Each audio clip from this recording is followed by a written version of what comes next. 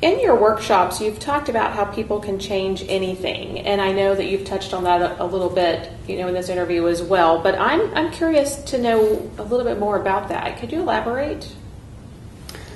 We had a woman who was in one of our workshops who, while she wasn't hemophiliac, anytime she had surgery, she would wind up with very uncomfortable hematomas, which was blood underneath the skin that would be raised and was quite uncomfortable. We did what we call a needle prick. We stuck a needle in one of her veins and pulled it out. And she learned to control her bleeding in that workshop.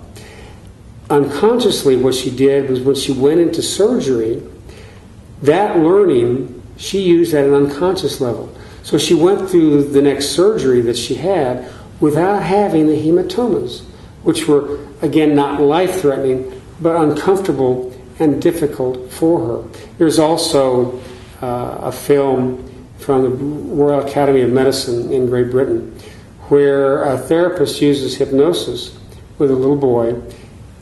They both think the little boy has warts. And so the therapist suggests that the warts be removed, or that the warts go away. Well, in reality, he had what we call ichthyosis. His sweat glands were not working. But because he believed that he could remove this thick layer of dead skin, they showed pictures of before and after. And it just had to do with his intention to remove all this, and the ichthyosis went away.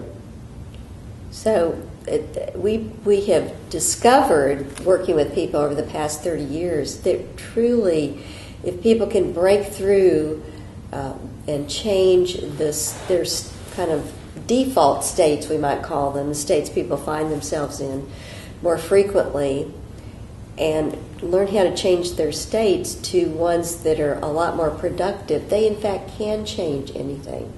Now, let's just take losing weight, for example. A person can learn how to use any diet. Diets work. Diets are restrictive, of course. But people can learn how to set up their environment so that the environment supports the goal that they want to accomplish. So much of this has to do, again, with how people focus attention. So we say that the state you enter into, the emotional state, precedes your attitudes, your beliefs about what you can do, your perspective about life, and your behavior. And if you can get into a very positive state and stay there for longer periods of time, then you can follow suit with the behaviors that you really need to accomplish anything. As well as setting up a support structure. People who want to lose weight and keep weight off not only have to change eating habits, activities, exercise, but it's also important to surround yourself with people who have the same goals.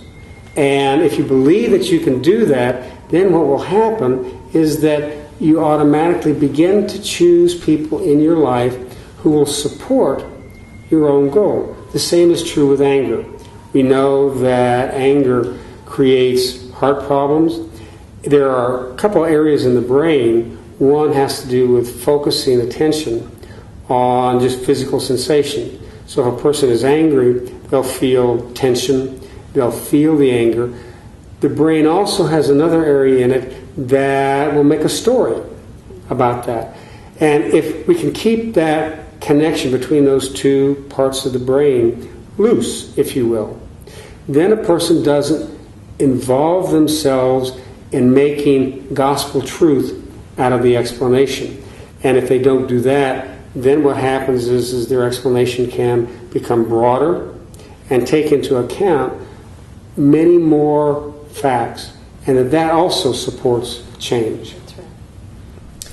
So it sounds like your book and the approaches and the tools within the book are not only for therapists, but definitely for the public in general. I know I myself as a parent want to read it to learn the tools for myself, but then also to teach my young child these tools that he can use when he grows up. So it sounds like this is a book that's not just for the therapeutic industry. That's really right. We tried to write it in such a way that it wouldn't have a lot of technical jargon in it, but all of these tools and processes we talk about in the book really can be used. Bill and I both work also with children, and it's fascinating to see children, let's say children who are anxious, to learn about the power of their own minds. I had a little girl that learned how to use her mental force field for herself to calm herself down.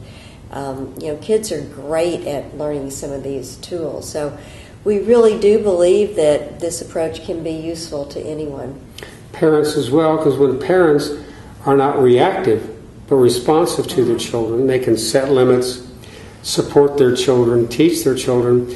But if they're reactive, then that starts a process with the child that unwittingly actually encourages the child to become reactive rather than responsive. So when you talk about parents, this book is also for parents as well as children as well.